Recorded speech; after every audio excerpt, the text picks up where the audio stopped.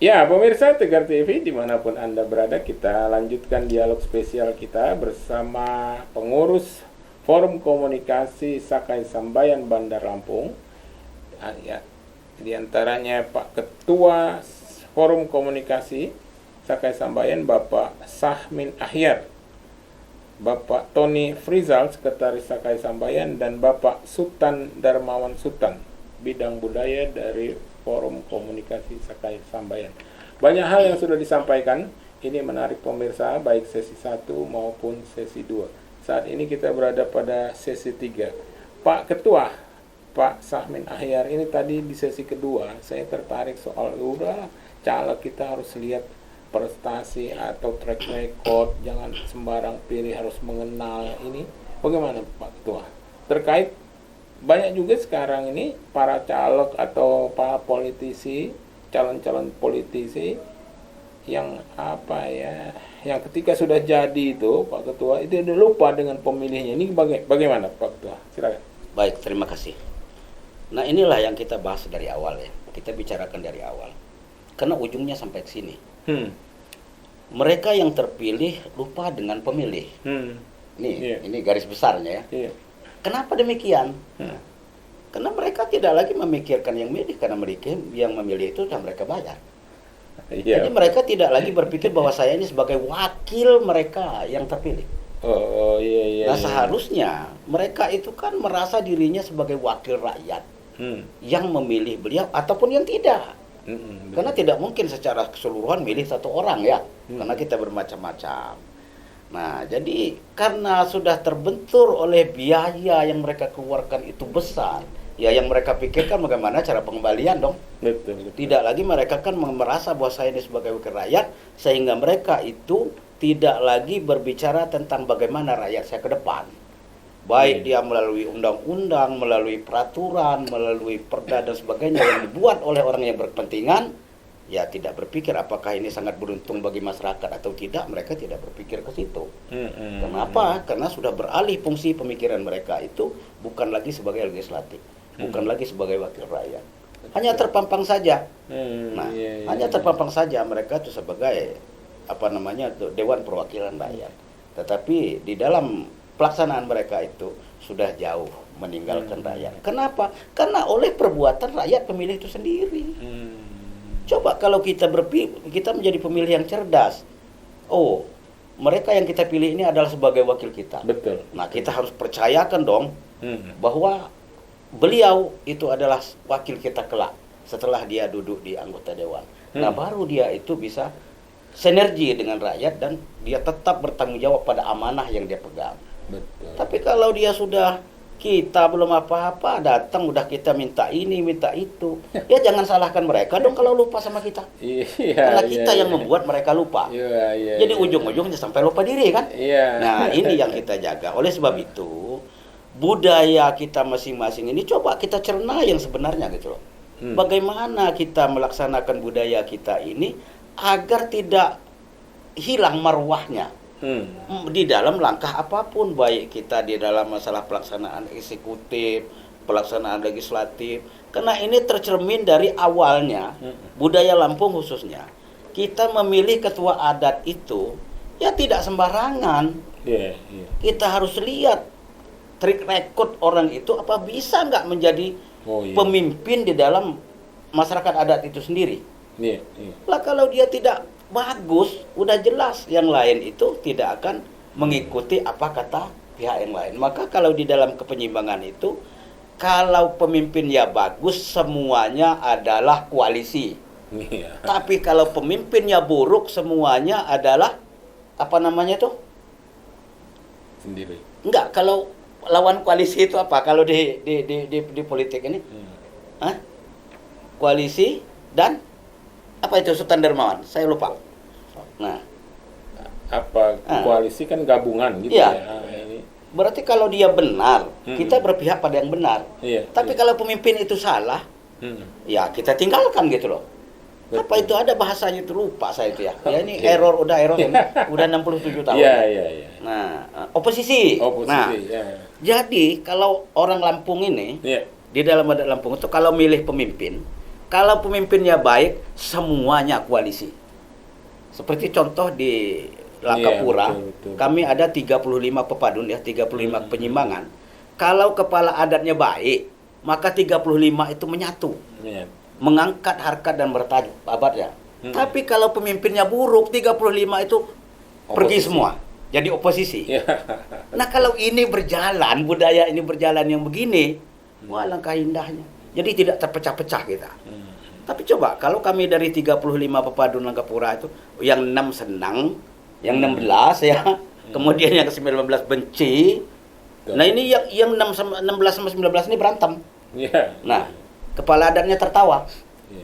Nah, oleh sebab itu, ini kan sudah tersusun dari awal, dari semenjak adanya adat Lampung, politik itu sudah ada. Nah, tapi beda dengan antara koalisi dan apa namanya itu oposisinya masalah politik yang di dalam kenegaraan. Ya, Pak Sekretaris, Pak Tony Rizal, ini kan itu tadi seperti yang disampaikan Pak Ketua ini terkait soal ketika minta dipilih, mereka turun ke jalan dan ketika sudah dipilih udah nggak kenal lagi dengan rakyat pemilihnya. Ini bagaimana pandangan Pak Sekretaris? Terima kasih, Mas. Jadi kalau pandangan saya, memang kita selama ini kan pelaku-pelaku politik, kita juga merasakan ke depan. Ya kalau saya pribadi juga berpendapat, ya kita dalam rangka besok ini menentukan calon-calon kita legislatif khususnya, baik itu karena besok ini tahun politik, kita kan legislatif mulai dari tingkat pusat, DPD dan Kota Bandar Lampung. Nah ini kita lihatlah. Kalau saya pribadi melihat track record, karena kita juga nggak mau dipukul ratakan oleh saudara-saudara kita yang terpilih nanti. Kan sudah saya beli suaranya. Nah ini kebetulan kalau saya secara pribadi berharap betul memang kita melihat track record, kemudian kita jual rekam jejak, kompetensi yang ada pada calon itu, sehingga apa yang kita harapkan, apa yang disampaikan Pak Ketua tadi itu dapat terwujud ke depan. Mungkin ini jadi harapan kita bersama, bukan hanya di Bandar Lampung, Kota Bandar Lampung, Provinsi Lampung, mungkin secara keseluruhan di Republik ini. Berharap demikian. Gitu ya. Pandangan saya demikian. Oke. Termasuk janji-janji politik itu ya, Pak Sultan ya.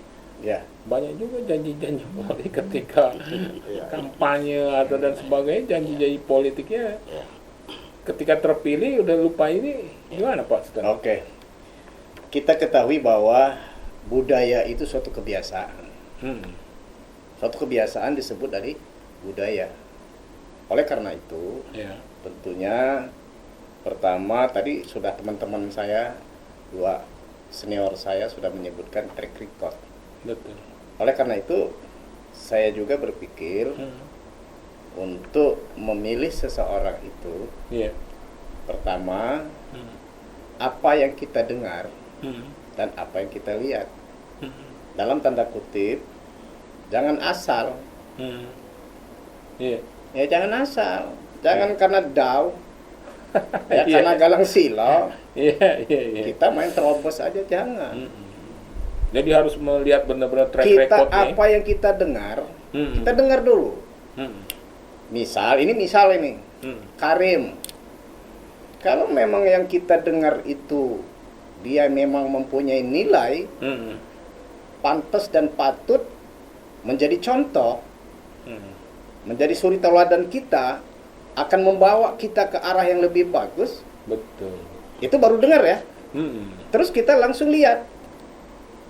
Betul. Setelah kita lihat kenyataan itu, oh memang iya benar. Sesuai dengan omongan dia. Apa yang dia lakukan sesuai dengan kepribadiannya. Ini yang harus kita pilih. Betul. Nah, kalau menurut saya ya. Iya. Nah, kemudian janji-janji atau setelah terpilih lupa. Nah, ini janji-janji palsu.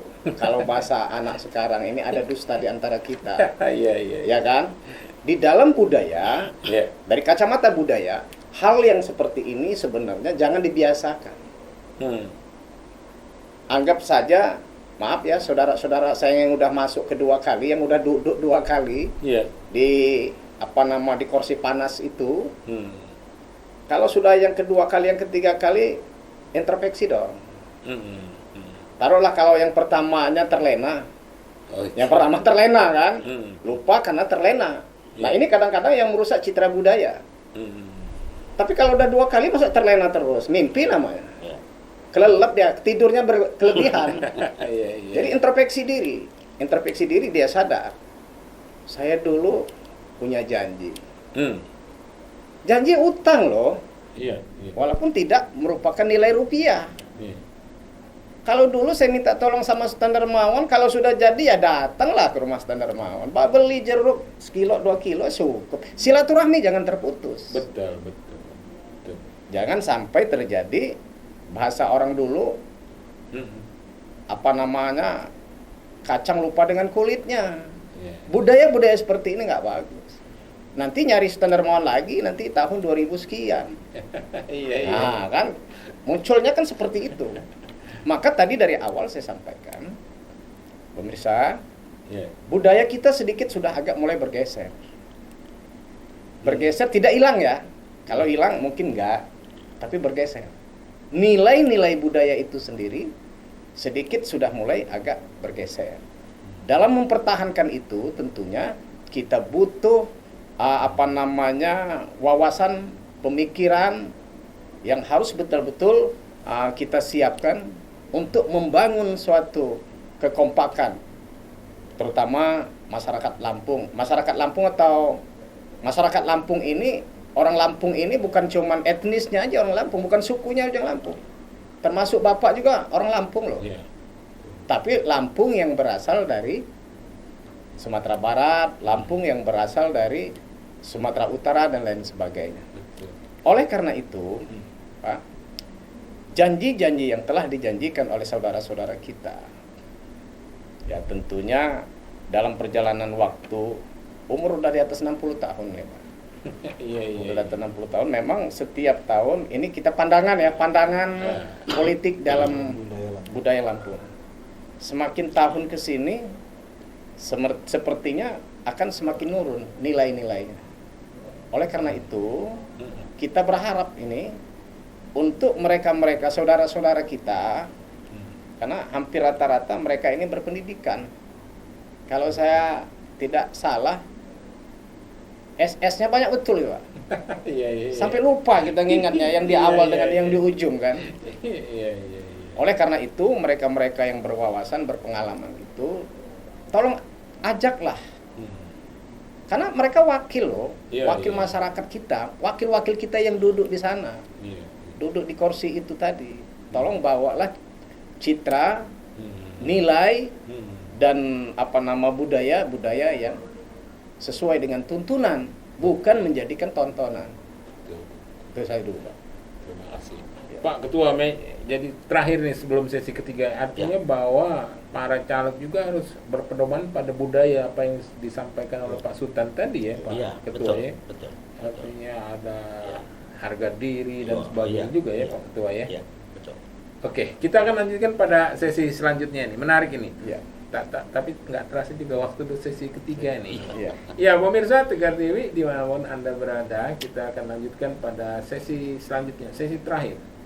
Jangan kemana-mana pemirsa, tetap di Tegar TV.